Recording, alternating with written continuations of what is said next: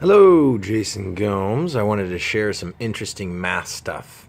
So, I wanted to talk about a couple of things that most people probably aren't very clear about.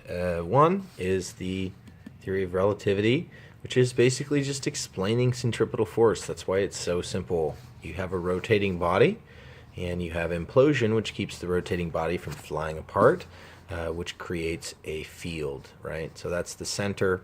So as you get a spinning mass, you get another point. And that's what I explained in one of the last videos I made with the penny in a balloon.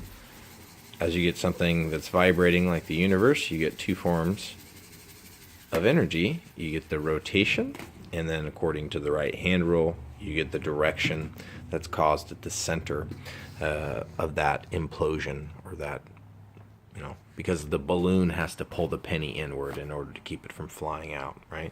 And then phi, which is the Fibonacci sequence. And so the veins in the body vary in size, and the difference in the size creates difference in the volume and blood and the centripetal velocities, right? Because it's the same pressure pushing this way, but it's a smaller volume. So in order to get that additional energy, it has to spin. So this is a brief explanation of phi. So this is actually hand-drawn, so it's not actually totally accurate. But you have two lines here, 13.75 degrees, and then you have the first position, second position, third, fifth, eighth, and 13th, according to the Fibonacci sequence. So you can see that the difference between 1 and 13 is rather substantial. So the idea is, if you were looking at circles, you take the area of a circle, which is pi r squared, r being the radius. So over here, 1 equals pi over 4, because r of 1 would be 1/2 squared, which would be 0.25. So a quarter pi equals 0.7854, and in this we'll say it's millimeters squared. And then over here on the phi of 5, which is 13, you'd have pi of 45, or 13, and that needs to be changed, but it's approximately 141.49. And if you look at these two numbers right here, and you were to break them down into percentages, like say this is the largest vein that's in your body, right? And then this is the smallest vein that's in your body. The smallest vein is this percentage of the total vein size, which is 0.813, which if you invert that, right, if you take the reverse percentages, the larger vein is 99.4 or 99.1. So basically much larger by comparison, these veins, right? So that's why you have such an enormous difference in the chakras, because much larger veins travel at a much slower frequency because they're corkscrewing, right? And because they're pushing a lot of blood, they actually move with less spinning action.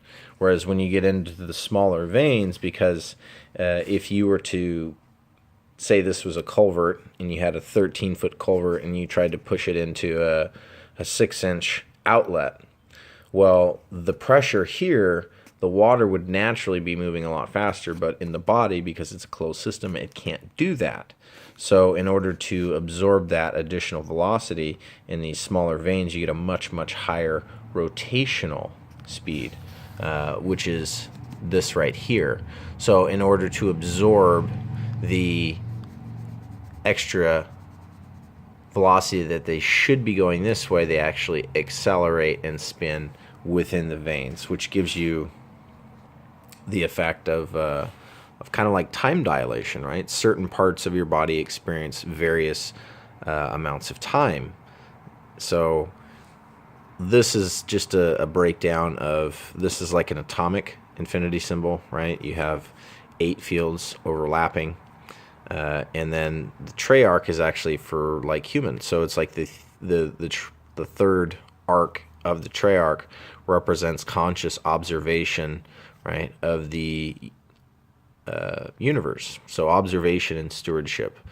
So the basically the master servants of humankind, the people that act on behalf of all life, right? And then this is a symbol for just like universal infinity. So the masculine, feminine elements as unconscious awareness, the universe in love with itself with limited conscious awareness of choosing, right? The universe naturally loves itself, never really acknowledges the fact of whether or not it chose to or not. It's just, you know, it's nice enough that you just sort of accept it. And so the heart is a four-chambered vortex. It actually pumps and pulls blood simultaneously, which means that every pump is actually pulling in the next pump. So it's actually pumping twice at the same time, kind of, because it just alternates. So one causes the next, causes the next, causes the next, causes the next, until the heart wears out. And so that's essentially like the yin and yang. One causes the next, causes the next, causes the next. So, you know, your heart is at the center of the vortex. You know, it's the singularity, and the various veins and organs are like magnifying lenses that look at the same singularity in variant lengths of time. So the higher the frequency of rotation within the vein, the higher the capacity to induce charge, or essentially warp time. Like in the mind, you can go way far ahead in time, whereas in the body, not so much. And so that's kind of an explanation of phi and how you get that. It's based on an angle and the increasing geometries. And E equals mc squared has to do with spinning and velocity, right? Because in the legs and the arteries, the blood's moving very quickly, and in the brain, it's spinning incredibly fast. And I just wanted to leave you with a couple of little things I wrote here. So the salt of the earth, all the crystals which sing the song of life like a beautiful symphony of light, sound we call consciousness. A human being with the perfect balance of salts and minerals is a finely tuned instrument of divine creation. Inadequate salt in a human body is like the most beautifully made instrument sorely out of tune. Even if it's played with the mind of a master musician, a poorly tuned instrument offends the senses. So the fastest way out of darkness is to remember light was simply created in darkness with sound. The sounds, the music, the words you utter shatter the silence and dispel the darkness, even in the darkest corners of the heart. The words you choose to live by can shift your entire reality. The fastest way out of darkness is to become the narrator of your life, to tell the story you want, and then experience it.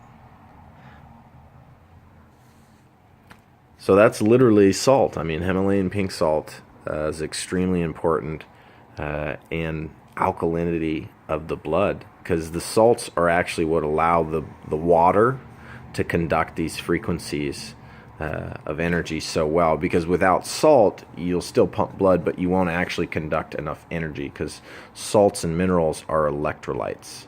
That's why they're called vital minerals. They actually create your vital signs.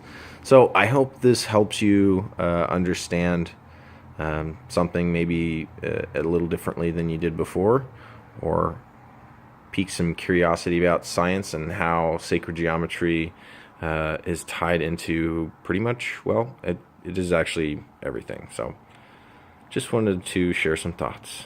I hope you have yourself a wonderful day. I love you very much. Enjoy.